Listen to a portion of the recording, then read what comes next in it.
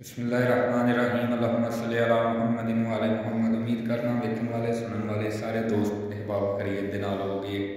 अल्लाह पाक दी ज़ात तुहानूं अपनी हिफ़्ज़ो ईमान च रखे। दोस्तों अज दी जिहड़ी गल, अज दा जिहड़ा वाक़या, अज दी जिहड़ी कहानी तुहाडे नाल शेयर करनी है, बहुत ही मुनफरिद ते बहुत ही दिलचस्प कहानी।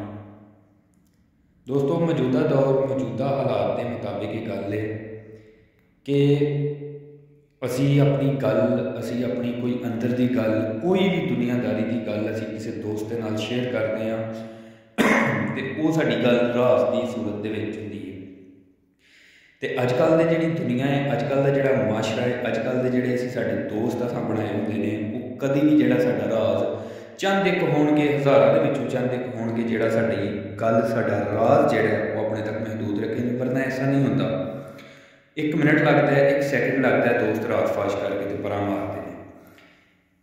ये रिलेटेड एक गल है कि किसी अल्लाह वाले के कोल एक औरत जाती है, किसी भी अपने काम लिए, किसी भी अपने मकसद लिए अल्लाह वाले के कोल हो, अल्लाह वाले की खिदमत च हाज़र होंदी है। तो उन्होंने कोल जो उन्होंने नाल हम कलाम होंदी है, उन्होंने नाल माफरे गुफ्तगू करती होंदी है, तो उसकी हवा खारिज हो जाती है।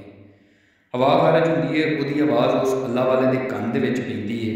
तो औरत बहुत ज़्यादा अपने आप के अंदर नदामत, अपने आप के अंदर शेम फील करती है, शर्मिंदगी का मुजाहरा करती है। लेकिन वो अल्लाह वाले ऐसे सन कि दोस्तों वो जदों औरत अपना कोई सवाल, अपनी कोई गल उन्होंने नाल करन लगदी है दोबारा, तो वो कन्नां नूं इंज करते हैं, वो फिर दोबारा गल करती है तो कन्नां नूं इंज करते हैं। मतलब कि फील वो अल्लाह वाले ये करवाते हैं कि मैं बोला वां, मैनूं सुनिया नहीं जान दिया, तो लिहाजा जिहड़ी भी गल है जरा उच्ची आवाज़ के नाल करो।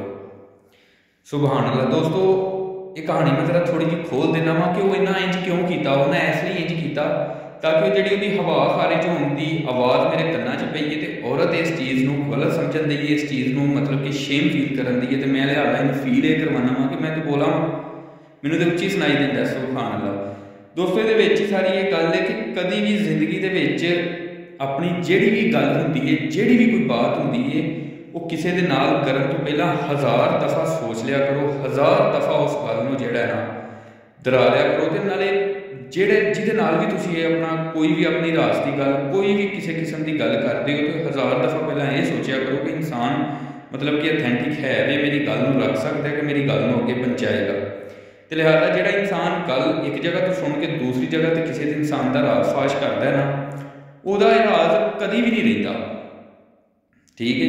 मौला अली अलैहिस्सलाम का एक फरमान मैं अपने शॉर्ट्स के शेयर किया सी कि जिहड़ा इंसान किसी के ऐब तलाश करने की रहिंदा है ना, किसी का ऐब जाहिर करता है, तो अल्लाह पाक की ज़ात गफूरुर रहीम है, समीउल बसीर, हर चीज़ को जानते हैं, वेखते हैं, वह भी राज जिहड़ा ना लोगों के अल्लाह पाक लोगों के उत्ते खोल दिंदा है।